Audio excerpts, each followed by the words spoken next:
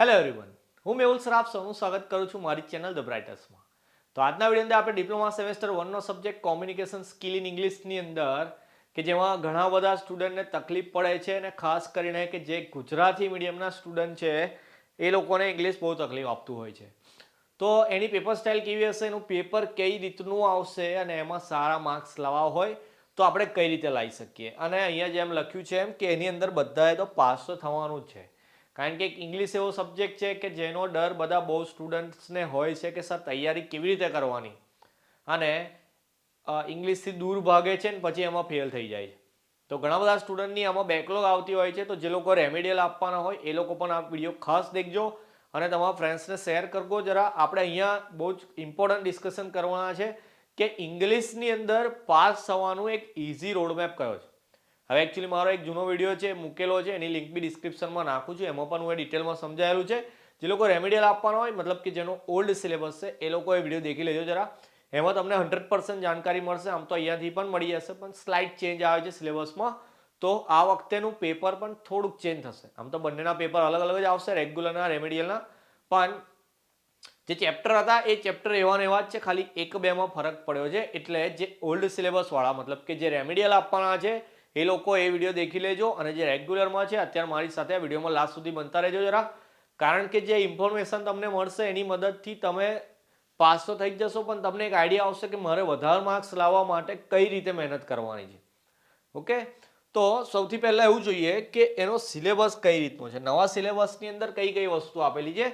તો સિલેબસની અંદર આપણે ટોટલ 4 યુનિટ છે, તમને ખબર જ હશે. પહેલા યુનિટનું નામ છે થિયરી ઓફ કોમ્યુનિકેશન, બીજું યુનિટ આપણું ગ્રામર છે, ત્રીજું છે પ્રોઝ એન્ડ પોએટ્રી, અને ચોથું છે આપણે ટેકનિક્સ ઓફ રાઇટિંગ. પહેલા યુનિટની અંદર થિયરી ઓફ કોમ્યુનિકેશન છે કે જેના વિડીયો આપણે ઓલરેડી મૂકેલા છે, પણ ગઈકાલે કીધું એમ કે આપણે વન શોટ રિવિઝન કરાવીશું બધા સબ્જેક્ટનું. તો હું તમને આનું યુનિટ વાઇઝ રિવિઝન કરાવી દઈશ. કે હું માન લો કે એક વિડીયો બનાવીશ કે જેમાં આખું કોમ્યુનિકેશન રિવાઇઝ કરાવી દઈશ, કાં તો એની સાથે સાથે પ્રોઝ એન્ડ પોએટ્રી લઈ લઈશું, કારણ કે બંનેમાં ક્વેશ્ચન આન્સર આવે છે. તો આ બંનેનો એક વિડીયો લઈ લઈશું, અને સેકન્ડ ગ્રામર ને ફોર્થ આપણું ટેકનિક્સ ઓફ રાઇટિંગ છે એનો પણ એક કમ્બાઇન્ડ વિડીયો લઈ લઈશું. તો બે વિડીયોની અંદર આપણે ઇંગ્લિશનું પૂરેપૂરું રિવિઝન કરાવીશું કે જેમાં તમને મોસ્ટ આઈએમપી હું તમને આપી દઈશ. પણ પહેલાં એવું તો જોઈએ કે આપણે મહેનત કેવી રીતે કરવાની છે. તો જે પહેલો યુનિટ છે તમે અહીંયા દેખો તો પહેલો યુનિટ 14 માર્ક્સનો છે. ઓકે, તો પહેલો યુનિટ જે 14 માર્ક્સનો છે એની અંદર તમને કહું તો એક 3 માર્ક્સનું ક્વેશ્ચન આવશે જે લોંગ ક્વેશ્ચન ગણાય, એક 4 માર્ક્સનું ક્વેશ્ચન આવશે, એ પણ લોંગ ક્વેશ્ચન થશે આપણો, અને બીજા જે 7 માર્ક્સ રહ્યા એ તમારા આવશે એસક્યુમાંથી. એસક્યુ એટલે કાં તો વન લાઇનર હોય કાં તો હોય તમારા એમસીક્યુ. ઓકે, એમસીક્યુ આવે કાં તો એસક્યુ આવે કે જે એક એક માર્કના હોય. મે બી 3 એમસીક્યુ 4 એસક્યુ હોય, એ રીતે પણ પૂછાય. પણ બધી વસ્તુ ક્વેશ્ચન આન્સરમાં પૂછાશે, કારણ કે જે ચેપ્ટર છે આપણું એમાં ખાલી ક્વેશ્ચન આન્સર છે. ઓકે, કે ભાઈ ટાઈપ્સ ઓફ કોમ્યુનિકેશન કઈ કઈ છે, બેરિયર્સ કયા કયા છે કોમ્યુનિકેશનના, પછી કોમ્યુનિકેશનનું બેઝિક મોડેલ કેવું આવે, એ બધા ક્વેશ્ચન છે. બધા લોંગ ક્વેશ્ચન થઈ જાય ને એમાંથી એક એક માર્કના ક્વેશ્ચન જે નાના નાના બને એ પૂછાય. તો આજે 14 માર્કનું ક્વેશ્ચન છે મારી નજરથી સૌથી ઇમ્પોર્ટન્ટ છે પાસ થવા માટે. કેમ? તો કે એમાં કોઈક મેથડ ના લાગે. કે હું માનો કે જે રીતે ગ્રામરની અંદર આપણે એવું જોઈએ કે ભાઈ સેન્ટેન્સ પેટર્ન એટલે કે ગુજરાતીમાં વાક્ય રચના એવી સેટ થવી જોઈએ, અમુક રૂલ ફોલો કરવાના હોય. જ્યારે થિયરી ઓફ કોમ્યુનિકેશનમાં એવું કોઈ રૂલ નથી ફોલો કરવાના. અમુક ક્વેશ્ચન આન્સર છે એને તમારે મોઢે કરવાના છે ખાલી. ઇંગ્લિશમાં હોય છે તો ગુજરાતી મીડિયમવાળાને તકલીફ થાય છે તો એ લોકો લખીને ટ્રાય કરે, રટ્ટા મારે, ગમે તે, પણ એકવાર ક્વેશ્ચન સમજી લેવાનો કે જે હું એ વિડીયોમાં એવું કામ કરી લીધું છે, તમને સમજાવી દીધું છે. પ્લેલિસ્ટમાં એના વિડીયો છે, પ્લેલિસ્ટની લિંક ડિસ્ક્રિપ્શનમાં નાખી દઈશ, ત્યાંથી દેખજો જરા. તો આખું જે કોમ્યુનિકેશનનું ચેપ્ટર છે એને હું એ ડિટેલમાં સમજાવ્યું છે with question answer. Question answer પણ સમજાયેલા છે. તો એ સમજી લેવાનું એકવાર, એટલે સમજ તો પડી જશે, કારણ કે ગુજરાતીમાં જ સમજાવું છું. તો સમજ પડી ગયા પછી એને મોઢે કરવા માટે તમે એને કાં તો લખો કાં તો એને વારંવાર રટો તો તમને યાદ રહી જશે. તો આ જે 14 માર્ક્સ છે એ તો આપણે 100% ગેઇન લેવાના છે કોમ્યુનિકેશનમાંથી. બીજો ગ્રામરનો ટોપિક છે જે 28 માર્ક્સનો પૂછાય છે. 28 એટલે કોમ્યુનિકેશન કરતાં ડબલ. પણ કોમ્યુનિકેશન કરતાં ડબલ છે, પણ એમાં મહેનત 4 ગણી કરવાની. કેમ 4 ગણી કરવાની? તો એમાં પહેલો ટોપિક છે પાર્ટ ઓફ સ્પીચ, કે જેમાં noun, verb, pronoun, adjective, adverb, preposition, conjunction ને ઇન્ટરજેક્શન પૂછાય છે. બીજો જે ટેન્સીસ, એમાં તમે શીખી ગયા પ્રેઝન્ટ ટેન્સ, પાસ્ટ ટેન્સ અને ફ્યુચર ટેન્સના અલગ અલગ. કે પ્રેઝન્ટમાં simple present tense, continuous present tense, perfect present tense અને પરફેક્ટ કન્ટિન્યુઅસ, એવી રીતે પાસ્ટમાં સિમ્પલ, કન્ટિન્યુઅસ, પરફેક્ટ અને ફ્યુચરમાં ખાલી સિમ્પલ ફ્યુચર ટેન્સ. તો આટલા ટેન્સીસ છે ભણવામાં. પછી મોડલ ઓક્ઝિલરીઝ છે, એમાં can, could, may, might, would, should એ બધા મોડલ ઓક્ઝિલરીઝ છે. એના પછી સબ્જેક્ટ, વર્ક, એગ્રીમેન્ટ અને લાસ્ટમાં બેઝિક સેન્ટેન્સ પેટર્ન, જેમાં એસવી, એસવીઓ, એસવીએ, એસવીસી. આમ તો આમાંથી લગભગ બધા જ ટોપિક હું એ ચલાયેલા બી છે ગ્રામરની અંદર, એના વિડીયો બી તમને મળી જશે. તો આ જે ટોપિક છે કે જે 28 માર્ક્સનો છે એ તમે લાસ્ટમાં કરજો. કેમ લાસ્ટમાં કરજો? કારણ કે એમાં મહેનત થોડી વધારે છે. તો સૌથી પહેલાં તમે કોમ્યુનિકેશન રેડી કરો, એના પછી આવી જાઓ યુનિટ નંબર 3 કે જે છે આપણું prose and poetry. Prose and પોએટ્રીની અંદર પહેલા ટોટલ 4 હતા, આ વખતે 3 જ થઈ ગયા. લેપર્ડ આફ્ટર 20 અને stopping by woods on snowy evening. તો આ 3 જ વસ્તુ છે, તો એ 3ના બી ક્વેશ્ચન આન્સર છે. તો યુનિટ પહેલા સમજી લેવાનું કે શું કહેવા માંગે છે, પછી એના ક્વેશ્ચન આન્સર સમજી લેવાના, પછી એને તમારે મોડે કરવાના. કેમ એવું કરવાનું? તો કે આ પણ કેટલા માર્ક્સનું થઈ ગયું? 14 માર્ક્સનું થઈ ગયું. તો પહેલું યુનિટ, ત્રીજું યુનિટ કરી દો બીજા નંબર પર. ઓકે, એટલે પહેલા પછી આજે સિક્વન્સમાં. તો પહેલું યુનિટ અને ત્રીજું યુનિટ કરો તો તમારું 14 ને 14 28 માર્કનું મટીરિયલ થઈ જાય. હવે એવું નહીં કે 28નું કર્યું એટલે પાસ થઈ ગયા. આપણે સાયન્ટિસ્ટ તો છે નહીં, કે નથી વિવેકાનંદ કે એકવાર વાંચ્યું યાદ રહી ગયું એટલે 28માંથી 28 આવશે. એવું હોય તો સારું છે, એવું પણ રિસ્ક નહીં લેવાનું ભાઈ. તો આપણે શું કરીશું કે પહેલું ને ત્રીજું યુનિટ કર્યા પછી ચોથા યુનિટ પર જઈશું, કે જેમાં ઈમેલ રાઇટિંગ છે અને જે વસ્તુ તમે 10મામાં શીખીને આવ્યા છો, જે તમે 10મામાં લખતા હતા, અને 100% શ્યોર છું હું કે અત્યારે આ વિડીયો દેખે છે બધા સ્ટુડન્ટને ઈમેલ રાઇટિંગ આવડે, કારણ કે લોકોએ 10મામાં તૈયાર કર્યું જશે. 10મામાં તો આઈ થિંક 4 કે 5 માર્કનું પૂછાતું હશે, પણ આ વખતે તો 7 માર્કનું પૂછવાનું છે. કેમ? તો કે ઈમેલ રાઇટિંગ અને બીજું પેરેગ્રાફ રાઇટિંગ, બે વસ્તુ થઈને 14 માર્ક્સનું થવાનું છે. તો ઈમેલ પણ 7 માર્કમાં આવશે, પેરેગ્રાફ રાઇટિંગ બી 7 માર્કમાં આવશે. તો 3rd નંબર પર તમારે તૈયાર કરવાનું છે યુનિટ નંબર 4. આ પણ તૈયાર થઈ જાય પછી લાસ્ટમાં તમારે ગ્રામર પર આવવાનું છે. ઓકે, આમ તો ગ્રામરમાં કેવું કે MCQ આવે, ખાલી જગ્યા આવે, તો એવું તમે વિચારો કે સર એમાં પાસ થઈ જવાશે, વાંધો નહીં આવે. પણ એમાં કેવું છે કે ખોટા પડવાના બી ચાન્સીસ છે. ક્વેશ્ચન આન્સરમાં તો કેવું કે તમે મોડે કરીને એ પૂછાય એ લખી દો તો એમાં કોઈ ભૂલ ના નીકળે. તો તમારે પહેલાં ક્વેશ્ચન આન્સર તૈયાર કરી દેવાના છે પહેલાં ત્રીજા યુનિટના. એના પછી ઈમેલ રાઇટિંગ કરવાનું, લાસ્ટમાં પેરેગ્રાફ રાઇટિંગ ગુજરાતીમાં કહો એટલે કે નિબંધ લેખન. માય ફેવરેટ ફેસ્ટિવલ એવું પૂછાય તો એના પર આપણે નિબંધ લખવાનો. ઓકે, લગભગ 150 થી 200 વર્ડ્સની અંદર લખવાનો આવે. સાદી ભાષામાં 1 પેજ લખો, એના ઉપર પાછળ થોડું અડધું ભર દો તો 7માંથી 7 તમને મળી જાય. તો થોડીક રાઇટિંગની બી પ્રેક્ટિસ કરવાની કે આપણે કઈ રીતે લખીશું. ગુજરાતીમાં તો તમે બનાવી દેશો, જે લોકો ગુજરાતી મીડિયમવાળા છે, કે મેં મારો પ્રિય તહેવાર એવું કહું કે તમે 4 પેજ બી ભરી શકો છો. પણ એ 4 પેજની અંદર તમે જે ગુજરાતીમાં લખવાના છે એ જ વસ્તુ આપણે ઇંગ્લિશમાં લખવાની છે. તો ગુજરાતીથી ઇંગ્લિશમાં ઘણા બધા સ્ટુડન્ટને તકલીફ આવતી. હું જ્યારે ભણતો હતો મને પણ આવતી હતી, પણ પ્રેક્ટિસ જેમ જેમ આપણે કરતા રહીશું આપણને એટલું પાક્કું આવડી જશે. તો આ બે વસ્તુ બી તૈયાર કરવાની છે. લાસ્ટમાં ગ્રામરમાં આવીશું. હવે ગ્રામરમાં તમે દેખો તો ટોટલ અહીંયા 5 ટોપિક આપેલા છે.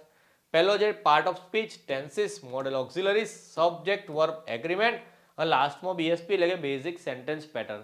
5 ટોપિક આપેલા છે, 28 માર્કનું છે. તો કઈ વસ્તુ પૂછાશે, કે ગ્રામરમાં કયો ટોપિક પૂછાશે, તો એ GTU વાળા કન્ફર્મ કહેતા નથી કે ગ્રામરમાં અમે કઈ રીતે પૂછીશું. ખાલી જગ્યા આવશે કે પછી MCQ આવશે કે ઓપ્શન વગરનું ગ્રામર હશે, એવું કોઈ જ કન્ફર્મેશન હોતું નથી. એટલે એ લોકો ગ્રામરની અંદર ચેન્જીસ કરી શકે છે.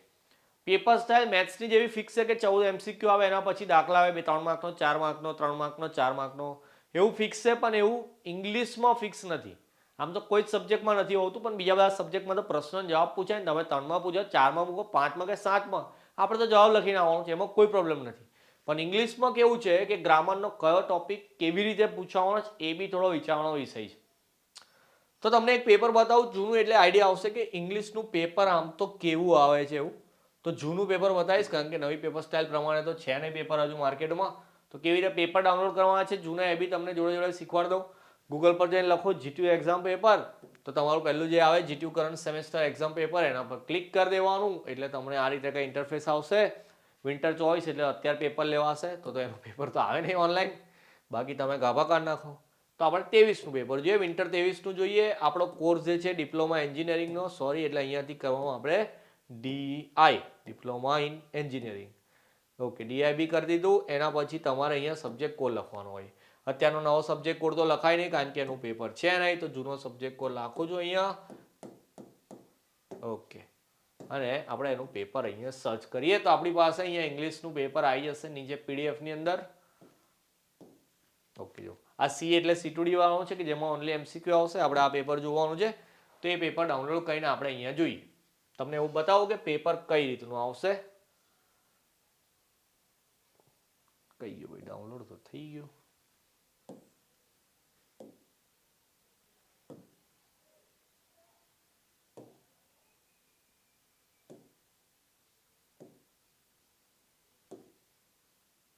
ઓકે, કોઈ એપ્લિકેશન નહીં અત્યારે ટીવી બોર્ડની અંદર.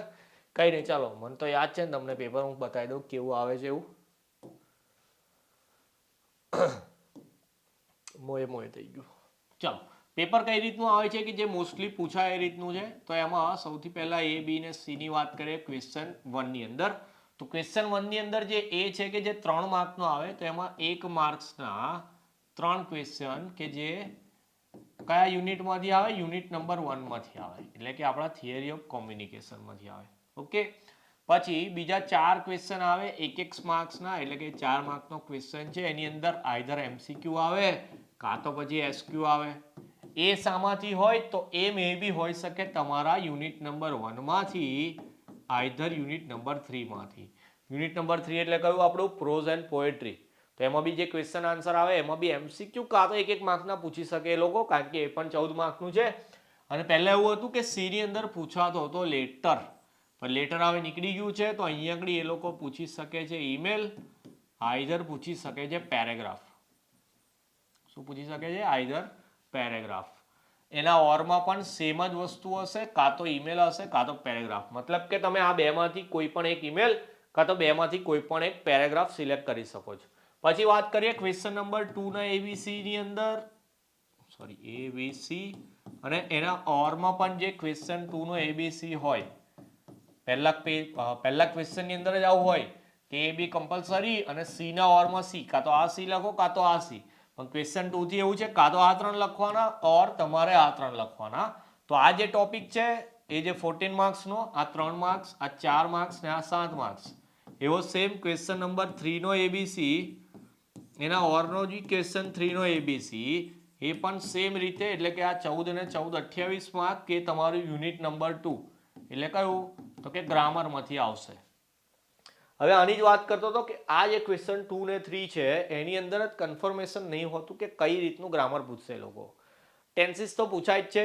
હવે ટેન્સીસની ફિલ ઇન ધ બ્લેન્ક્સ આવે, ખાલી જગ્યાઓ કે એપ્રોપ્રિએટ વર્બ મૂકવાનો આપણે, કાં તો પછી મોડલ ઓક્ઝિલરીસના 7 માર્ક્સના પૂછાઈ જાય છે, કોઈક વાર ઇન્ટરજેક્શન પૂછાય છે, કોઈ વાર પ્રેપોઝિશન પૂછાય છે, તો કોઈક વાર કન્જક્શન બી પૂછાય છે. ઓકે, તો આ રીતે ગ્રામરના અલગ અલગ ટોપિક એ લોકો ક્વેશ્ચન નંબર 2 અને 3 ની અંદર મૂકશે. પછી રહ્યો આપણો ક્વેશ્ચન નંબર 4 કે જેનો ABC જે છે એની અંદર તમારું યુનિટ નંબર 3 એટલે કે પ્રોઝ એન્ડ પોએટ્રીની અંદરથી આવે. ઓકે, તો અહીંયા આગળ લખું છું યુનિટ નંબર 3 માંથી. ક્લિયર? અને આપણો જે ક્વેશ્ચન નંબર 5 આવશે કે જેના A B માં 3 ને 4 માર્કના ક્વેશ્ચન, અને C ની અંદર પહેલા કીધું એમ કાં તો ઈમેલ કાં તો પેરેગ્રાફ, અને એના ઓરની અંદર બી ABC આવશે. એમાં તમારા C ની અંદર કાં તો ઈમેલ કાં તો પેરેગ્રાફ હશે. એટલે મતલબ માન લો કે અહીંયા ઈમેલ પૂછાયો છે તો અહીંયા પેરેગ્રાફ આપી દેશે, કાં તો અહીંયા પેરેગ્રાફ હોય તો અહીંયા ઈમેલ આપી દેશે. A અને B ની અંદર શું પૂછાશે? તો A ને B ની અંદર દેખો જરા, અહીંયા 1 માર્કના 3 કીધા એ યુનિટ નંબર 1 માંથી હતા, અહીંયા 4 માર્કના કીધા એ કાં તો 1 માંથી કાં તો 3 માંથી. તો પહેલું યુનિટ તો હતું આપણું 14 માર્ક્સનું, તો એમાં બી 2 લોંગ ક્વેશ્ચન આવે છે. તો એ બંને લોંગ ક્વેશ્ચન અહીંયા યુનિટ નંબર 1 માંથી મુકાય છે, યુનિટ નંબર 1 માંથી. ઓકે, તો આ રીતનું પેપર આવે છે. PDF દેખાયું હોત તો તમને આખું પેપર જ બતાવી દે, પણ કંઈ નહીં, તમને શીખવાડો એટલે તમે જાતે PDF ડાઉનલોડ કરજો, પેપર દેખજો જરા કઈ રીતનું આવે તમને આઈડિયા આવશે. અહીંયા તમને સમજાવી દીધું આ રીતનું પેપર આવશે, પણ તમારે સ્ટેપ વાઇઝ પ્રિપેરેશન કરવાની કે પહેલા યુનિટ નંબર 1 કરી દો, પછી યુનિટ નંબર 3 પર આવો, પછી યુનિટ નંબર 4 કરવાનું, પેરેગ્રાફ ને ઈમેલ કરવાના, લાસ્ટમાં તમારે ગ્રામરના ટોપિક જોઈ લેવાના કે જેના વિડીયો આપણે ઓલરેડી બનાવ્યા છે. પણ સ્ટાર્ટિંગમાં કીધું એમ કે આપણે 1 ને 3, 2 ને 4 નો વિડીયો આપણે વન શોટની અંદર બનાવી દઈશું કે જેથી તમે સારી એવી તૈયારી કરી શકો. ઓકે, આ વિડીયો તમારી પાસે આવે થોડો શેર કરી આપજો. ઇંગ્લિશમાં જેટલાને પણ તકલીફ હોય એ લોકો અહીંયાથી દેખે તો કોન્ફિડન્સ આવી જાય. ઘણા બધા સ્ટુડન્ટ એવા છે કે જેનો વિડીયો જોઈને તો આમ બહુ જ કોન્ફિડન્સ આવી જાય કે સર આ વખતે તો પાસ જ થઈ જશું, આટલું સહેલું હોય છે, નથી ખબર એવું તેવું. પણ સહેલું તો છે જ, હું એટલે જ કહું છું, પણ મહેનત કરશો તો જ પાસ થવાશે. ઓકે, તો મહેનત તો કમ્પલસરી કરવાની જ છે. તો મળી આવે નેક્સ્ટ વિડીયોમાં. જેમ કીધું છે એમ તમને હું મટીરિયલ પ્રોવાઈડ કરતો રહીશ, પણ ત્યાં સુધી તમારે વાંચતું રહેવાનું, સાથે સાથે તમારું ધ્યાન પર રાખવાનું. તો મળીએ. જય હિન્દ, જય ભારત.